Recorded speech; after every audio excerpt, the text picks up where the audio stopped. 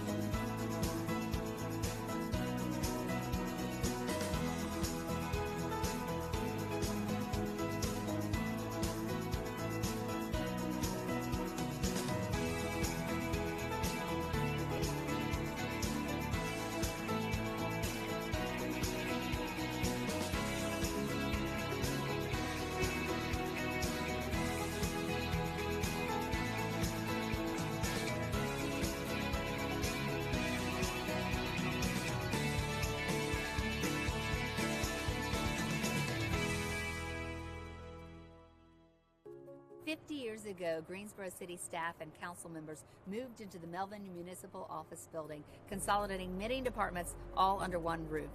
We chatted with the man for whom City Hall is named about the building and the people who passed through these doors. I'll bet you since I left, I haven't been in here 8 times. A walk through City Hall with Jim Melvin is a walk through time. Are you flooded with memories? Yes, mostly personal. Hazel Birch was the city clerk, wonderful woman. I used to call her the mother of the city. And then Nancy Peake. Nancy was such a wonderful person. She was the city clerk the rest of my term, which meant almost 10 years. Mostly he remembers the people, men and women who worked by his side to shape Greensboro as we know it today. And he remembers where his passion for community all started. My daddy, who ran a little one-horse service station down on South Greensboro on Ashburn Street, now Martin Luther King, he really kept trying to make Greensboro better, and I saw that. He talks about his time with the J.C.'s, where he learned how to serve and began to work closely with Greensboro city government. Carson Bain, who was mayor at the time, and a great mayor, I might add, he decided we needed to build a governmental complex. That's the way it was sold. And they appointed a committee of 5 people. Melvin was one of the 5 tasked with designing a building that could bring city services spread over several blocks at the time, all in one place. But then we selected the architect, who was Catalano, world famous. And we told him that we wanted a state-of-the-art, modern, open office landscaping complex. And that's what he gave us. What was kind of the idea behind that? It improved communications, because if all of your associates are working in a complex where they can stand up and look over and ask you a question, that improves communications, and that's what we were all about. You brought the outdoors in this building, and that's pretty unique. We wanted that, a botanical garden, and that's what he gave us, and it has sustained, and it gives it an open freshness appeal rather than just a sterile office building where you got nothing but offices. Staff moved into the building in the fall of 1972. By that time, Melvin was mayor. You have to admit that when you come in here, you get the feeling that this is an organization that's trying to be in touch and be communicative and be open to the public. And that's what this building was all about. As mayor, Melvin frequently appeared on TV and in newspaper articles sharing news about the city and kept his word to be open to the public. Every month we'd have a different community meeting, and we'd take one city council person and I would go and meet in this area, and we would cause all the city department heads to go with us. And we made no speeches or anything. What's on your mind? You tell us and we'll try to see if we can get it fixed. After 10 years as mayor, Melvin retired. How did your name get on this building? Well, I had nothing to do with it. I was retiring in 81, November of 81. John Forbes was mayor. We had a retirement dinner, and they said, we're going to name the city hall after you. And I'll be truthful, I felt uncomfortable about this, because to me, this is the Greensboro City Hall, and it's not the Greensboro or whatever it is, Melvin, but I appreciate it. He walked away from City Hall, but not the city. Mr. Bryant, one day he said to me, he said, you know, I'm going to keep my eye on you because I don't want you to take the name off of Bryan Park and put it to somebody else. Melvin and Joseph Bryan had a friendship built on a shared passion for making Greensboro great. What we didn't see coming, I don't think as a community, was the loss of all of our major corporate entities, textile, tobacco. Burlington Industries was the largest textile company in the world. They had 3,000 people that worked out there in the World Headquarters Center, and it's now a shopping center. Well, you don't lose people like that, or firms like that not have a big impact. With Bryan's help, he set out to make a positive economic impact on the area. Bryan Boulevard was one of our priorities for years, and we finally got it built, and Mr. Bryan got to see the next to the last interchange. But look at what an asset that is to us now. Melvin remained laser focused on creating jobs for Greensboro. I always felt if you get somebody a good job, you've given them a chance to do it. He believes Toyota is going to do just that. 10 years from now, they won't know who any of us are, but there'll be 10,000, 15,000 people working on this site with good quality jobs for one of the best corporations in the world. Now think about what a good feeling that is. Melvin is excited to see the changes that project will bring to the area, and he has even more ideas. Obviously, the Lord's going to retire me someday, but right now I got to finish the Toyota project. My new dream is that 1997, there was a builder going bankrupt across Lake Townsend, and there was a possibility of buying 525 acres out there. So the foundation bought it. And we paid $1.5 million for that. I would love to see the city soccer go back out there and put about 20 more fields on that site. We could become the amateur lacrosse soccer capital of the country. Melvin doesn't find himself in the building that bears his name often, but it makes him proud when he does. Not because his name is over the door, but because the people inside share his passion for Greensboro. Well, someday they'll probably scrape the name off this thing and put somebody else on it. But anyhow, I'm very proud of it. What would you like your legacy to be? That I cared about the city. And that's important.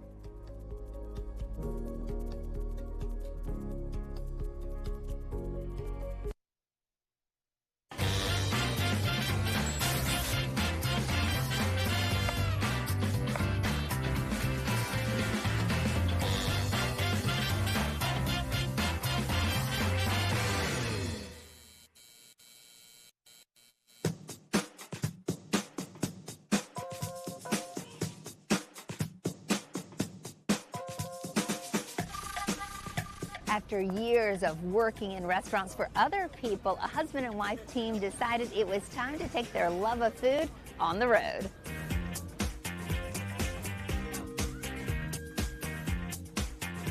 My family business in Mexico has been always involved with food. So as a kid, I remember helping my mom with the family business, filling up corn to sell corn on the circus, and all the way until I moved to the United States. My first job was on a Mexican restaurant. So it's been my whole life, pretty much. Well, mine is just with my grandma, you know, her delicious cooking, and I didn't really have that business experience until I got here to this country. I started serving tables at the restaurant where we met, actually, and you know, that I did not know, especially because I'm not Mexican, so I had to learn the food, Mexican food, and all that. But I loved it, and I mean, it's been 20 years since then, and yeah. Here we are. She came to the restaurant that I managed back then when we met, and after a couple visits from her mom and herself at the restaurant, we talked and I offered a job as a waitress. So that's where we got. He didn't need a waitress back then, but he offered me a job anyway.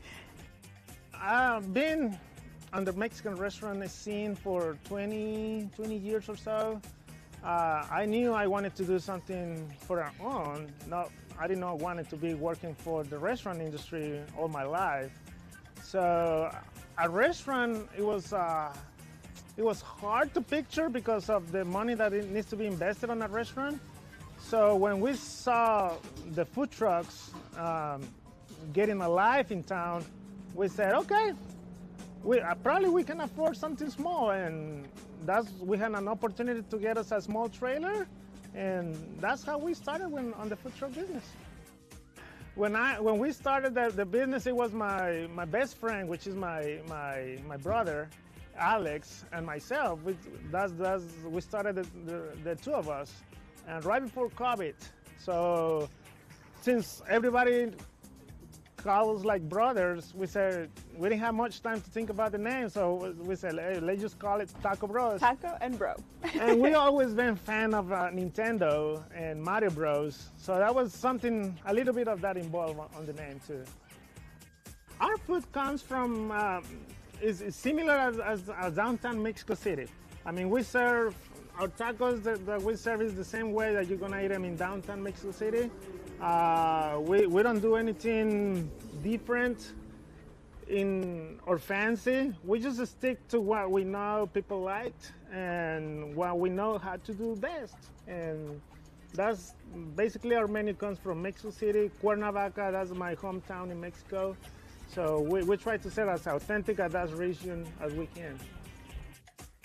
Well, the most popular are tacos. We sell tacos more than anything on our menu.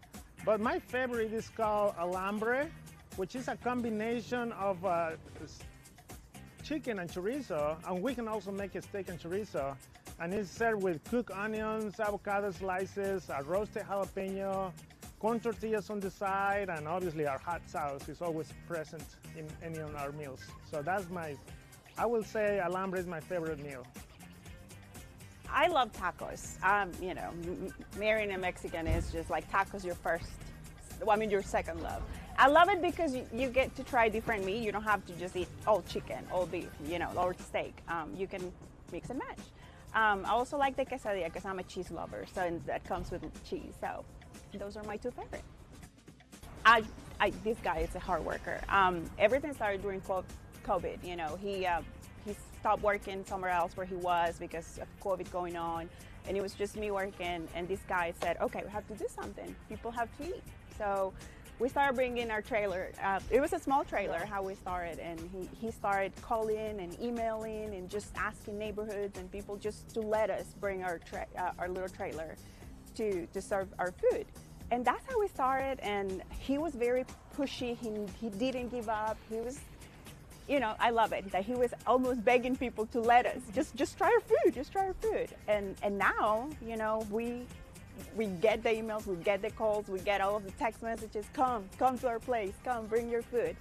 So it was his hard work that paid off. Our daughter was cutting lemons. I was taking orders. You know, it was fun and different. She got to learn a lot about our food. And also it was fun to work. You know, there were places where it was just him, me, and Mariana taking orders. That's our daughter, Mariana.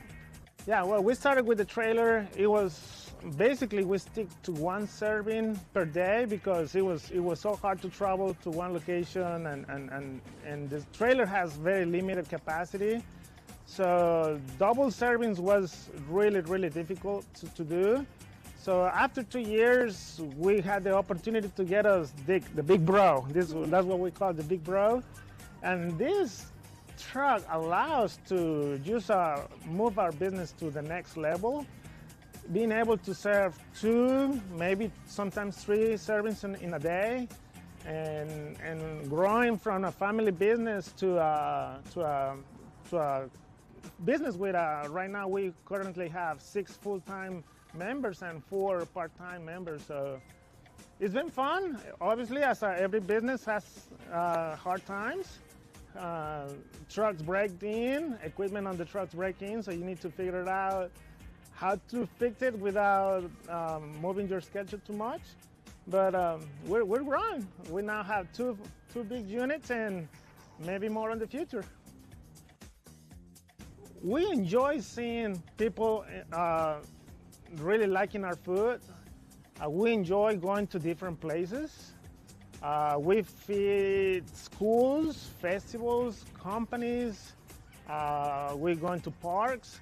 So just being able to travel to different cities, different events, it's good. It's fun most of the times. And as I said, just watching the people saying, "I love your food. Please come back." Yeah. We love that. That's the fuel to keep showing up next day with a smile on our faces. Yes. Our website is www.tacobrosfoodtruck.com. Our telephone number, our taco line, actually, that's what we call it, is 336-777-6292. We try to answer most of the times, but a lot of times we're super busy taking care over here. So leave us a message or a text message works as well. Our social media is at Taco Bros NC for Facebook and Instagram. You can find Taco Bros, well, everywhere. Hey, first check them out online to find out where they will be. TacoBrosFoodTruck.com or follow them on social media at Taco Bros NC.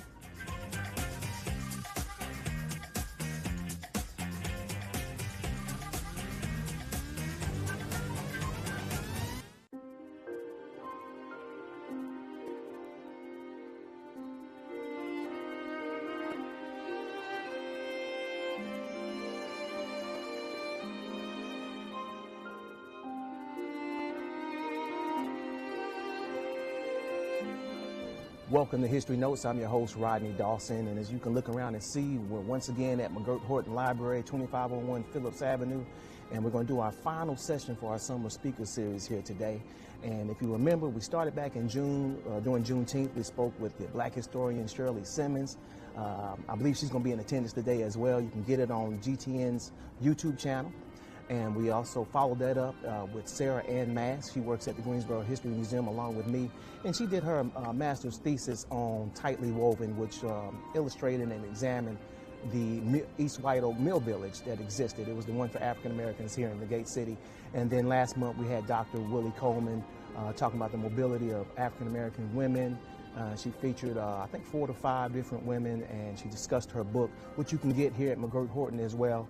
And it's also, if you miss it on our History Notes podcast, just go on YouTube and do a search for the Greensboro Television Network, and you can see these episodes, including the one we're filming here today with Dr. Deborah Barnes. Dr. Deborah Barnes has been in our community educating us for quite some time. She comes from social justice lineage. Her father, Dr. Milton Barnes, was one of the plaintiffs named in the suit of 1963, Cone versus Simpkins. And do your due diligence, do some Googling, do some research on that. I don't have time to tell you today, but that case set the precedent to integrate hospitals nationwide, and it should be talked about more. And so Dr. Deborah Barnes, she's going to present to us today. I mentioned the stock that she comes from. She's a visiting research fellow at the International Civil Rights Center and Museum. She's an adjunct professor of African American and African Diaspora Studies at UNCG, and she's also very active with food and racial justice organizations right here in the Gate City. So you don't have to listen to me. Let's go on inside and let's have a conversation with Dr. Deborah Barnes. So Rodney, before you start, I want to tell you what's different about the way that I'm looking at lynching. Traditionally, most people who have studied lynching are looking at it either historically or sociologically or anthropologically, and now we call those cultural studies. But in the beginning, when people were challenging lynch law, those were sociologists, and so they are most interested in counting, right? How many people got killed, how many people were hanged, how many people were shot, how many people were dragged behind the car, what county were they in, what state were they in. Those are the kinds of demographics that sociologists frequently concern themselves with. Historians want to tell you what happened, but I take the distinction that history is not what happened, it is what was said to have happened. And what was said to have happened is going to come from a cultural perspective. So if you're an Anglo-centric person, you're going to see what happened as a challenge to authority, for example. You'll be concerned with what white men are doing, for example. You're interested in how power is seized or perpetuated or thwarted even. If you are looking at this from some other kind of perspective, and in this case, I'm looking at it from a literary perspective, I am a cultural critic, and a cultural critic looks at the way that narrative constructs reality. I was looking for these lynching narratives for 20 years. I started out in 2000 when Toni Morrison published Paradise. And the novel starts with the words, they kill the white girl first. With the rest, they can take their time. And it's about a black lynch mob. And I'm like, oh, she's being metaphoric. There are no black lynch mobs. So I go through the book and I'm trying to see how she has created, she's appropriating this metaphor and using it for her own intentional purposes. Au contraire, a year later I realized, oh, there were black lynch mobs. Black people lynched. Everybody lynched. But if I want to be all powerful, I got to say, I'm the only one that lynched. Lynching proves my authority. If I can come in here and kill you, then I have authority, right? If you can come in here and kill somebody, something's wrong. There's no such thing as that. And so black lynch mobs get written out the record. How can all these people have been talking about lynch mobs since 1889 when Ida B. Wells publishes the Red Record and nobody mentions black lynch mobs? Wouldn't that have been front page news somewhere? And let me really take your hat. South Carolina, a black lynch mob lynches a white man with the impunity of his community. The community's like, yeah, he needed lynching. We ain't gonna stop you. Y'all go ahead and lynch him. Right? Who's ever heard of that? These are the kinds of things that don't get told when you control what narratives people are exposed to. Originally, lynching was defined as an extra-legal murder by 3 or more people who were acting in the place of a justice system. And in that way, that would include vigilantes. It kind of morphs a little bit after that into people who are acting in service to culture and tradition, which is to say, whiteness. Okay. I don't want to talk about those categories because the minute you talk about categories, you're eliminating other things that might also belong in there, right? And so I want to, another thing that American education does is to teach you to categorize, right? To analyze and classify. You're always putting things into columns. Before you said lynching and everybody thought was one of your things, you said hanging. Mm-hmm. Lynching does not mean hanging. Lynching, you don't even have to die. You owe it to yourself to die because you're going to be wrong every day after that. But you don't have to die, right? And so everybody's interested in expanding what that is. But they expand it pretty much all in the same way. They tell about lynching incidents. So in the beginning, they're counting the number of black people who have been murdered. And if you look up lynching statistics now, you're going to find out there's like 4,763 people who were murdered between these eras. Well, if you started at some other point, you'd have a different number. If you counted people who weren't black, who weren't living on the East Coast, and we know that the East Coast is America, right? When you talk about America, you talk about the East Coast. Nobody knows anything about the rest of the country except California, right? There's the East Coast and there's California and all those places in between. We don't care about them. We don't know who's dying. We don't know who's living. And what difference does it make anyway? And so that number is trash. They have been killing people since they got off the Nina, the Pinta, and the Santa Maria. Okay, anybody that ran across that got in the way of making money had to go. I'm going to make it that simple that it was about the money. Lynching becomes an entrepreneurial opportunity. And it's one of the distractions we have is that we're always talking about it in terms of racial hatred. And certainly racial hatred is a function of it. But people are making money. These newspapers make money. It's like sweeps week. You know, every time they can change the story. So you have like a newspaper in a place that'll have a daily. And now because there's been an incident and there's the threat of a lynching, you may have 3 or 4 versions of that paper come out in the same day, every day until that crime is atoned for. So people can make money that way. Just like now, they'll take all of that and write a book, and now they're going to make, well, you don't make a lot of money off of writing books then or now because people don't read. And in those days, people couldn't read. But there was still money to be made. If you had a spectacle lynching and 10,000 people show up in your town like they did in Paris, Texas, those people have to eat. Some of them have to sleep. They have to get there. You're selling cars, train seats, gasoline, food, drink, shotgun shells, rope, lumber for the scaffold. And then they would take whatever was left of the desecrated body and sell those parts for money. One thing that turns W.B. Du Bois into the firebrand he becomes is seeing the knuckles of an executed, lynched man in the store window as he's walking by in Atlanta, and that turns the train around for him. I started in the 19th century after reading about 2,000 narratives and books because even the word lynching comes from the Revolutionary era. That's from this military person who was named Lynch, and they named lynching for him. So how could it start in the Revolutionary era and then jump to 1880?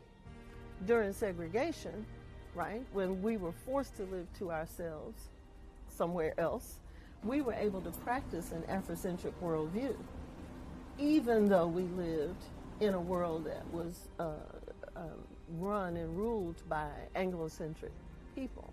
But once we became integrated and let's just take it all the way, went to the schools, lived in the neighborhoods, ate the food, all of those things pitched us across the line into an Anglo-centric existence that is in conflict with our Afrocentric existential makeup.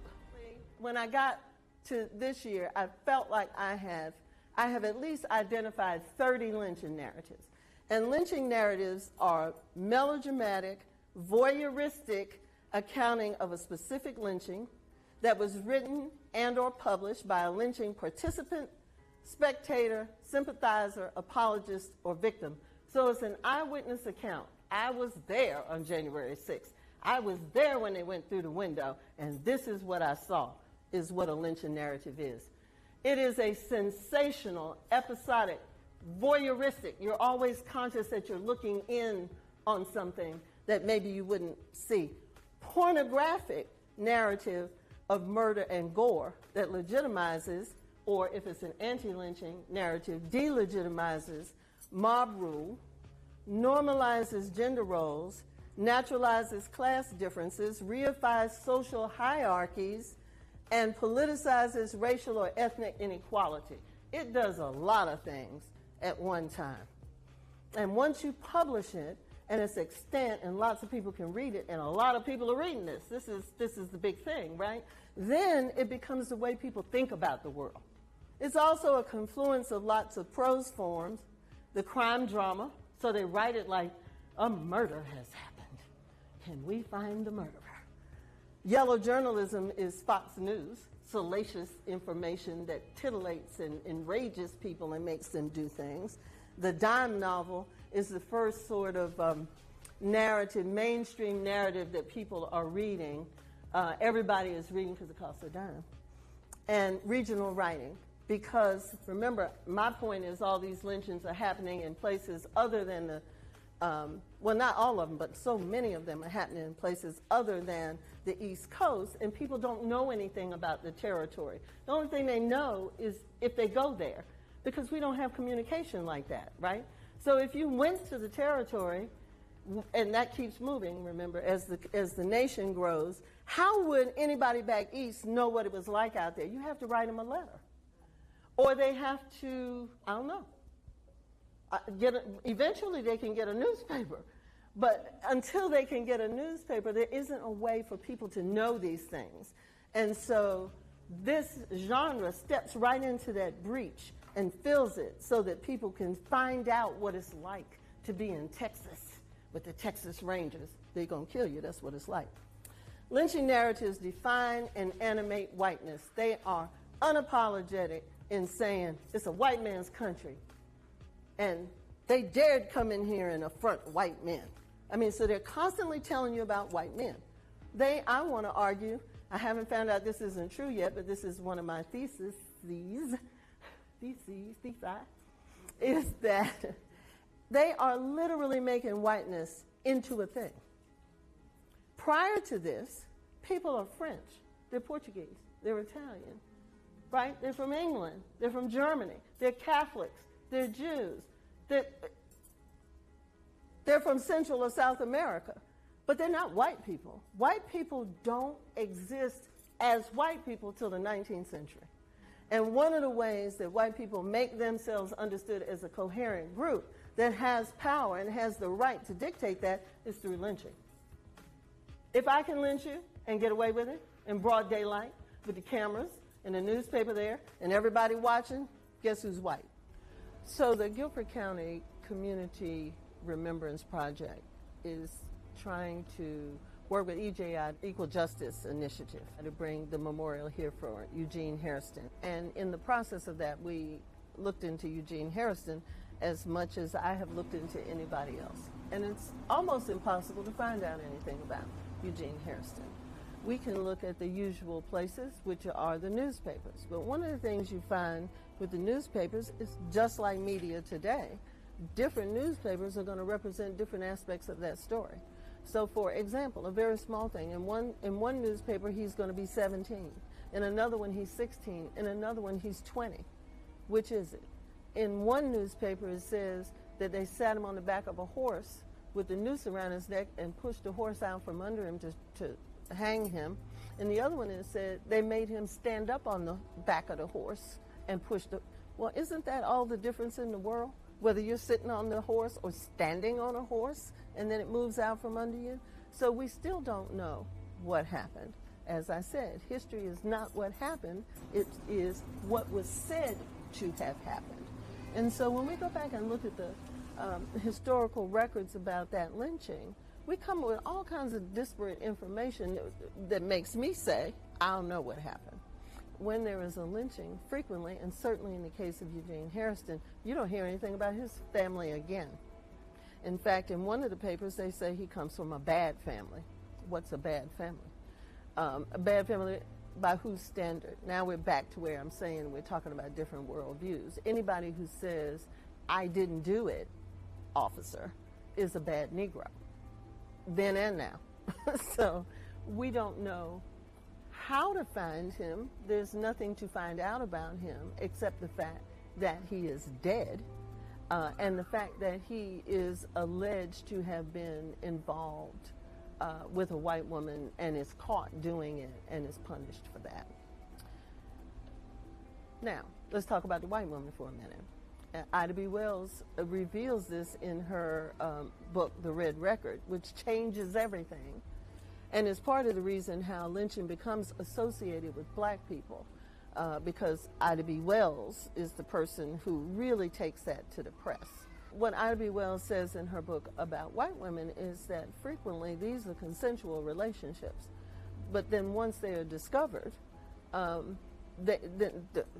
the woman has to negate it. She has to say, oh no, he attacked me, because there are rules to living in society. And the rule is that no woman, no white woman, should consort with a black man. Well, what if you are, let's make it pubescent.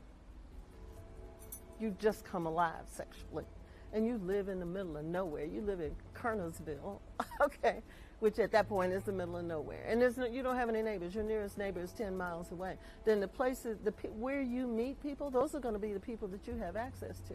And people develop relationships with the people they have access to. And so frequently, because they are growing up together and seeing each other in these environments, they may, against cultural norms, become friends or even lovers. Remember Romeo and Juliet, the most celebrated love story of all time? That's that story, where people who should have been enemies because of their proximity and juxtaposition become lovers. I don't know he was her lover. Nobody does. We know.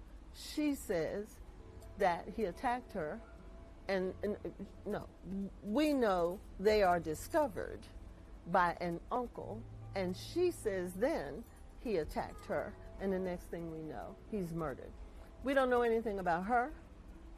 We don't know anything about the person killed, because it doesn't matter. What matters in history and time is the symbolism of what happened to both of them.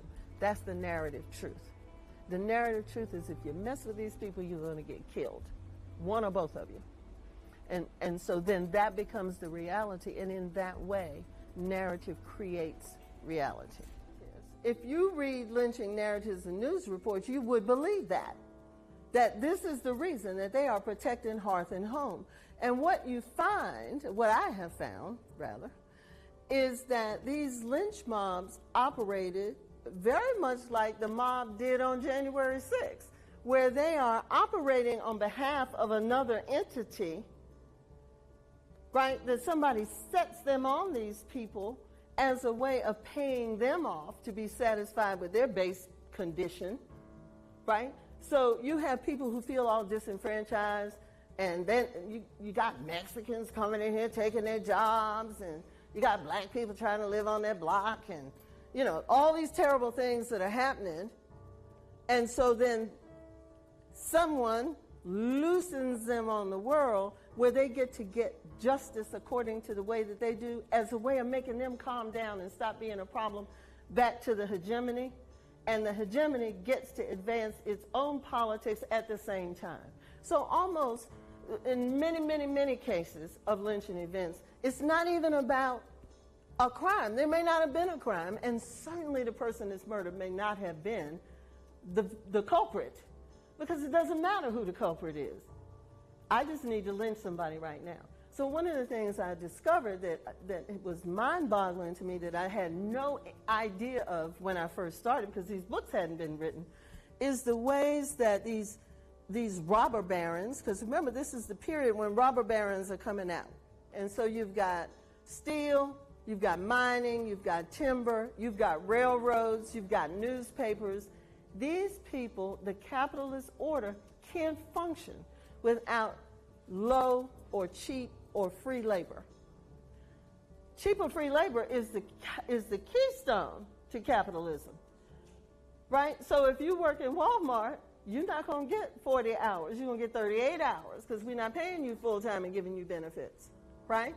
And so the best way to keep that group working, because they're frustrated, they're pissed off. What do you mean I'm not going to get but $2? And you're paying these Chinese people 25 cents. How dare you pay them 25 cents? They're taking my $2. No, they took your 25 cents. And so then you get to kill these Chinese workers so you can get all that energy out and come back. And now you the man.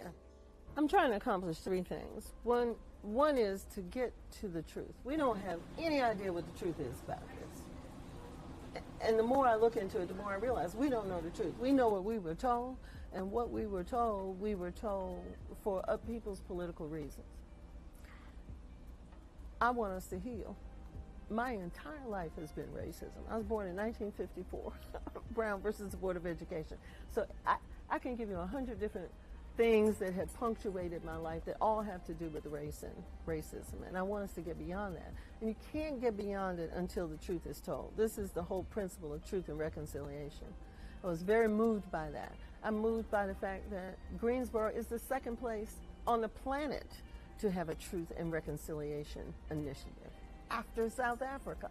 And yet we've done nothing with that. We haven't healed. We haven't done anything with that. Okay? And so I want us to have that ability to heal and be something other than what we are. And toward being something different, I want black people to stop occupying the posture of the victim.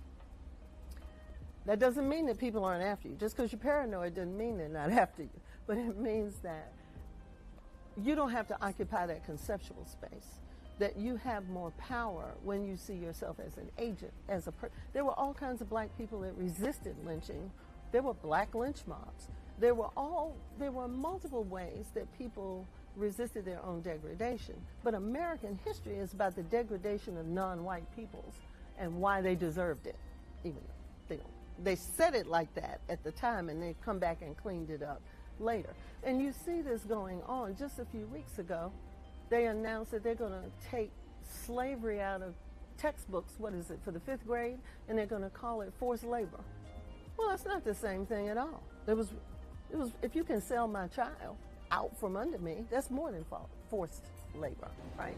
And so we have to understand that we had options and we exercised those options, and we can exercise those options now if we don't see ourselves in the position that a racist culture set us. We're more than former slaves.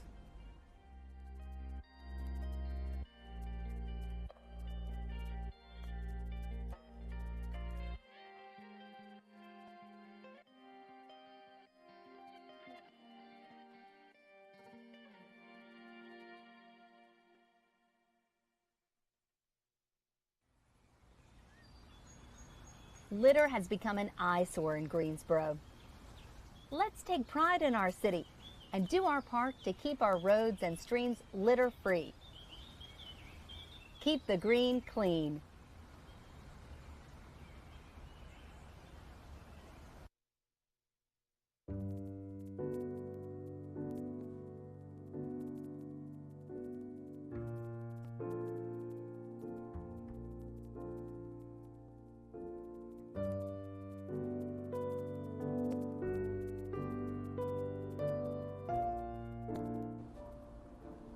Excuse me, sir. Yeah. How are you? Good. How are you? All right. I'm trying to find this book. I'm not sure if it's here or not. I heard it's Okay. the Greensboro Public Library might have it. Yeah. But I need help finding it. All right. It's entitled "Leaping Over the Ocean." Mm-hmm. Familiar with it? I think so. Who's the author and what's the subject, generally? Well, it's Dr. Willie Coleman, Yeah. and the subtitle is "Rereading Black Women's Mobility in the 19th and Earlier 20th century, so I guess Okay. history. Yeah, I think that one actually just got returned. So if you want to follow me over to that middle aisle of books behind you, Yeah. it should be over there in the social sciences. Okay. And you can tell the social sciences here, they're the 300s, the sign on the end of the, Oh, right here? bookshelf. Yeah, so if Okay. you're ever like, you look up a book. Gotcha. So if I wanted to find something else, you just go by the numbers. If you're looking to browse or if you've looked it up on our computer and you find it, you know, kind of where you go, it's a road map. Good stuff. I hope you got it. So it should be right here. There you go. You do have it. So there it is. All right. So once I check it out, how long can I keep it? We only just got it about a month ago, so it'll be a two-week checkout. And everything else here is about 3 week About 3 weeks. checkout. Yeah. And I have to bring it. I'm only over here for my Right. wife's So you can job. return it to any branch.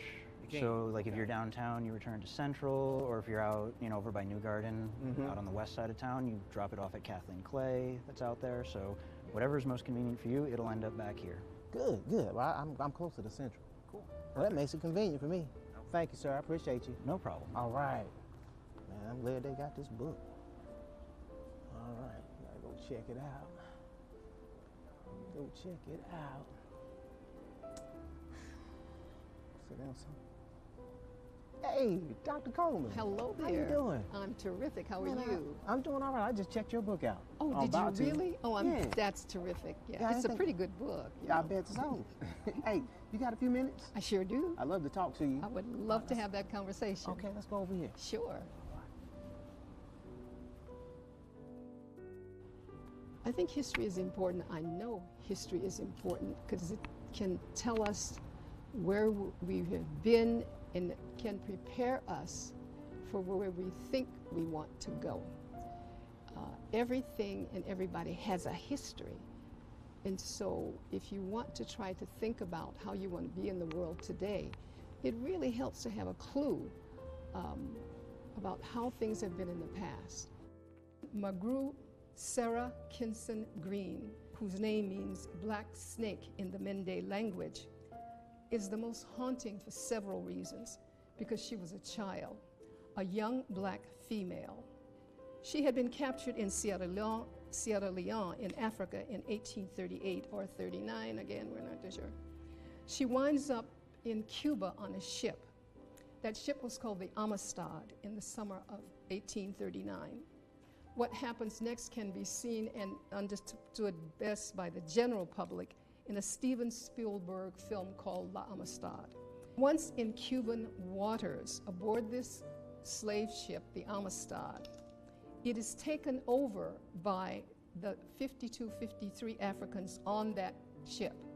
That ship wanders around for 1 or 2 months. They're short of water and food, but it eventually wanders into American waters, and the Africans are taken into custody by the Americans. As for Margot, what makes her especially important? She not only survived one of the most well-known and bloody African shipboard rebellions on the shores of America, but she also left a stack of letters about her life and her survival after the Amistad. I was able to find some of her letters at the Amistad Research Center, which is at Tulane University in New Orleans, and there's another large, wonderful stack at Oberlin College in Ohio. Once removed from the Amistad, the whole group, all of them are put in jail, the children as well as the men. Eventually, the group is declared free, and they're declared free, and the law said at that point that they had been illegally stolen from their own home country, and so they were told that, okay, now go back home. Well, they had no money to get back home with, so they start doing almost a circus act going around the country, the northern states, and in New England, and having the children perform and the adults, Sin K show his muscles and how he had dispatched with the men who had captured him. So they get enough money, and by 1841, they are back on another ship and they're going back to Africa. These are among the few African returnees that we can document. And Margot is among even a smaller number of female Africans that we can document having come to being brought to this country and then going back home again. Back in Sierra Leone, she works with missionaries teaching local natives to read. But by 1846, and we think she's about 13 or 14 years old, she's crossing the Atlantic Ocean for the third time, this time as a free person with a well-defined agenda. The plan, backed by missionaries and abolitionists, was that Magoo was going to come to this country, attend Oberlin College, come back to Africa, and organize a school for girls. From her letters, we learn some of Magoo's thoughts. I am now studying diligently, and she learned to speak English. I guess with children, it's much easier because she's speaking fluent English by this time. I am now studying diligently, but I'm rooming alone. This makes me think of home, and sometimes I feel so low-spirited I cry and I cry. Nevertheless, by 1848, she had mastered prep courses and moved on to the college-level courses, taking algebra, geometry, Roman history, and philosophy. Now, half of those courses I did not take, and I went to a really good school. Did not take those kind of courses. She became the perfect symbol known around the entire world by those trying to prove that Africans could be educated, in quotes. This young African girl becomes the darling of the movement to end slavery, but she plays her part well. I have excellent timing, and I was really fortunate enough to come of age during the 60s when there was all of this talk about changing not just in this country but around the world. And we were given permission, or we took permission, to begin to push against the boundaries that confined us. So it was okay when I was growing up, as I reached my adulthood, to ask serious questions about everything that existed. Why don't we have courses in school about black people? Like, why? That doesn't make sense. Why is it when we talk about history, we talk about old dead guys? We talk about battles and presidents. Everything and everybody has a history. So we would push against the boundary and say, well, what about the women? What about black people? You know, what about anything and everything? And that just being around in that time period gave me permission to ask all kinds of outrageous questions. And I'm so grateful for that. Anna J. Cooper, who was born in Raleigh, North Carolina. She's born between 1858 and 1860, just before the war starts.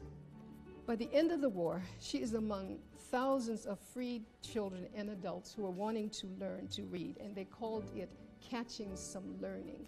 They wanted to catch some learning. So children, adults, anybody who could make it to a chicken shed would go there, and there was usually one teacher to teach 10 to 100 students at the same time. The little school that she went to, the little shed that she went to, was called St. Augustine School, and it still exists. It's St. Augustine College in Raleigh, North Carolina. The only job available to her, which is at a black school in Washington, D.C. Washington, D.C. at that period was the center of black intelligentsia. It had the largest number of black college-educated people in the country. But our little Miss Anna from Raleigh, North Carolina, is not intimidated by Washington, D.C. and all these hoi polloi black people. She begins her public life in D.C., and she begins making speeches on topics that were rare for women, be they black or white, of that era. In 1886, she makes a speech before the Convention of Black Episcopal Churchmen.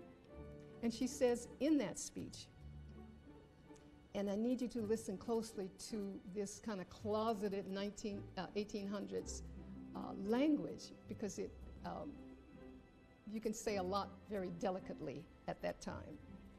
The church discredits women by making marriage holy and at the same time insisting on celibacy for the clergy. This reflects discredit on women. But this is not the worst, because the licentiousness of its chosen servants invades the household, and establishes relations which the church itself forbids, end quote. Now, I'm going to read that again slowly, and I'm assuming the adults in this room have caught the lesson that she's trying to teach. Because, a couple of months ago, that same issue is being raised in this country around the question of the church, around the church and licentiousness of its servants. She says, quote, yep, the church discredits women by making marriage holy and at the same time insisting on celibacy for the clergy.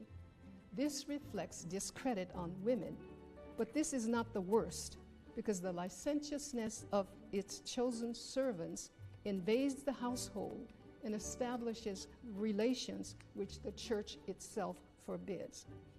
I'm astounded by her. The title of her book, which is A Voice from the South by a Black Woman of the South, it's filled with those kind of comments that she made publicly, wrote publicly. It takes some cojones, guts, to publicly say that kind of thing. But she did. Amazing women, amazing women. It did not occur to me. We were living in very dangerous times. I grew up in San Francisco. And so it was a time period when the Black Panther headquarters got broken into by the police. Angela Davis was on the run. I was her TA at one point, being locked in a classroom because we were afraid, the law was afraid, that people would come into the classroom to try to kill Angela.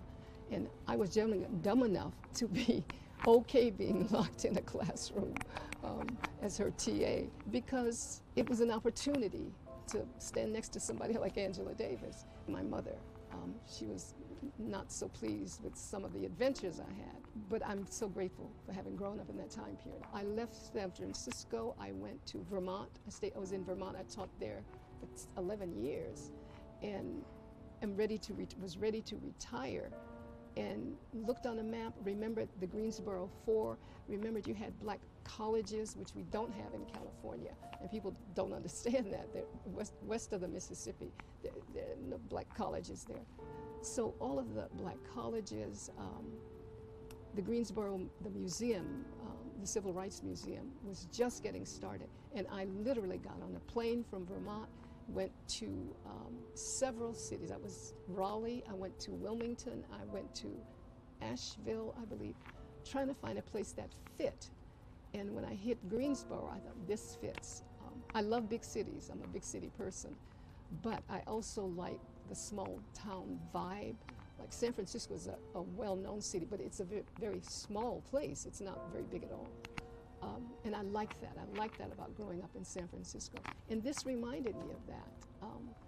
And I've grown to love it. I've been here 15 years now, and I've grown to love it even more. And sometimes I'm not quite sure why, but I love this place. I wanted to create a book, a history book, certifiably footnoted with all of the academic blah, blah, blah, but that people would read. And so I think I've done that. First of all, it's very small on purpose, but then when I talked to people in the academy, what I was hearing is that this is the kind of book we want to use as an adjunct piece for our students to read.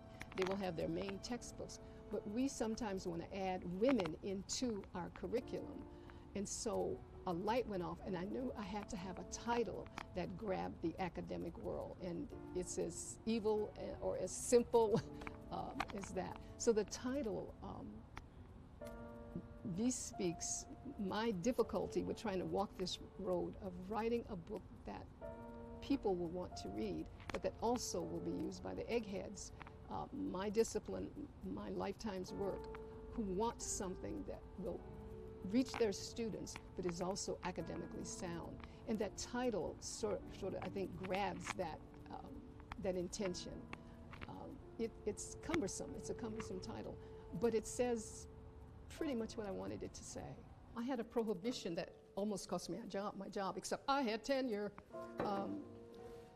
I forbade juniors and seniors, they all will have to do research papers. You cannot do a paper on Harriet Tubman or Sojourner Truth in my class. You cannot. And of course, some people chose to interpret that as, I didn't understand how important these. No, I understood, but I also knew there were all these thousands, millions of other women. And you have to go and search it. It wasn't going to come to you like Harriet Tubman and Sojourner Truth. But it means you have to stretch your brain and broaden your questions. You cannot be satisfied with what's presented to you on a plate. Absolutely not.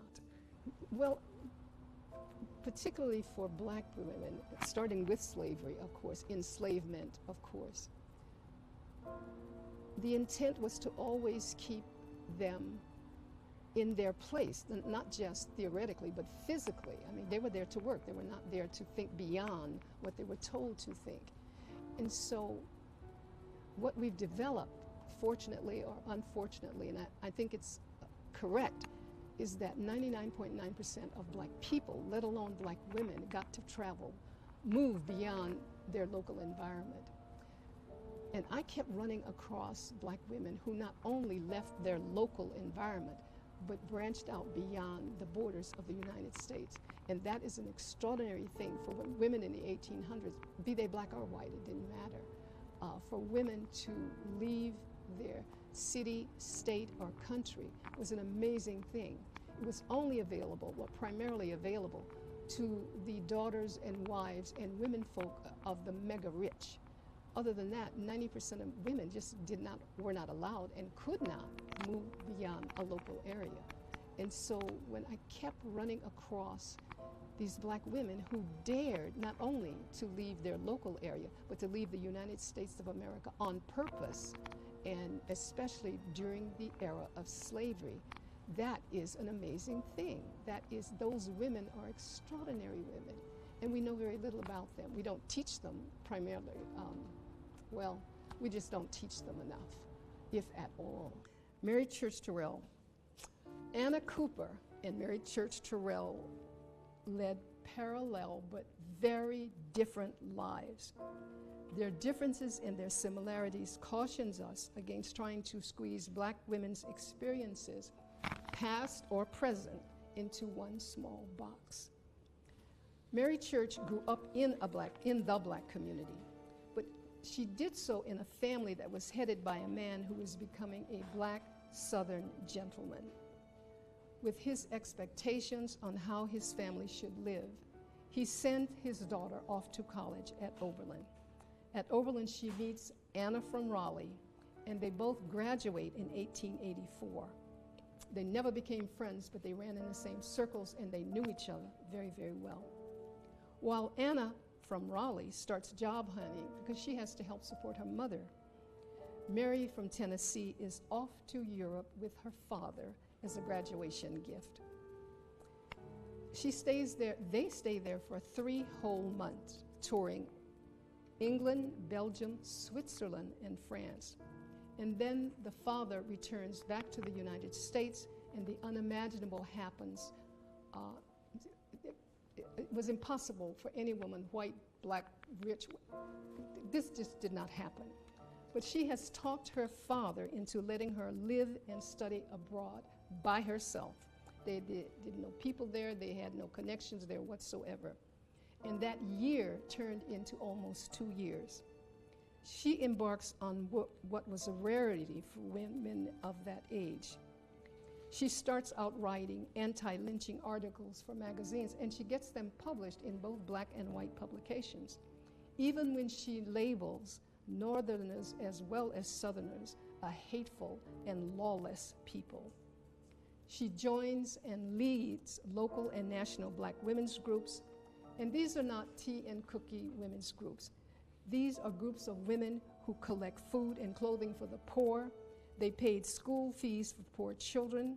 They supported a school or a home for the aged.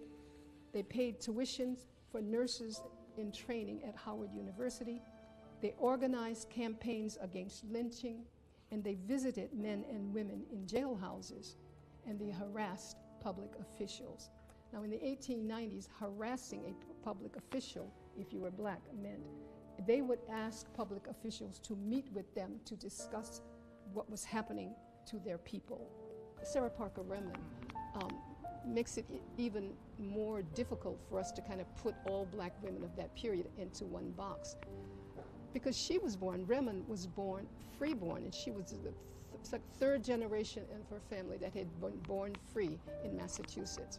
And that's very unusual. Her grandparents, her grandfather had fought in the American Revolution, 1776, 78.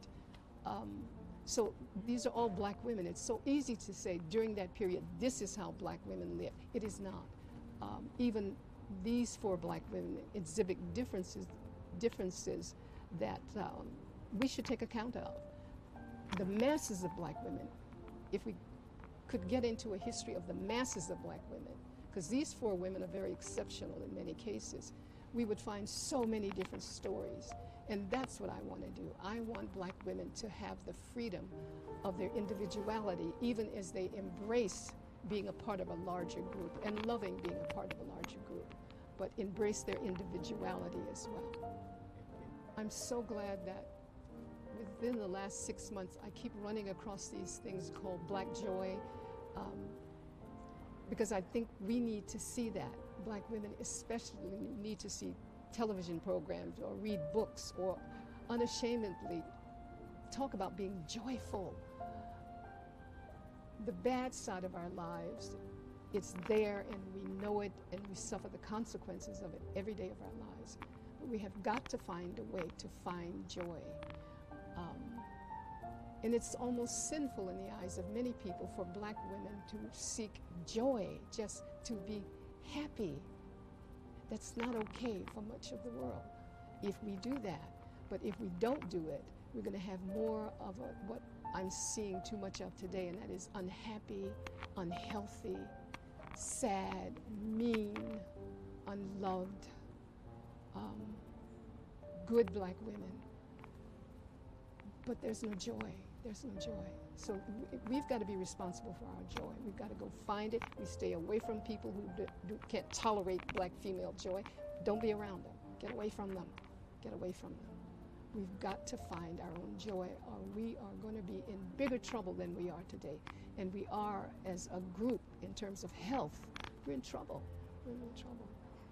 And it's difficult because we are at an impasse right now around what to teach and who can teach, and a lot of it centered on the history. I would be sure to tell them, one, to find something that you are curious about or that you love. I don't care if it's baseball, cutting the grass, making a dress, and sink your intellect. I know this sounds simplistic, but sink your curiosity into that subject, because that can propel you to seek more and more advanced knowledge about that thing, and hopefully that'll branch out. If you don't, history is not something you can practice just because you have to. You have to find a way into loving and caring and teaching history.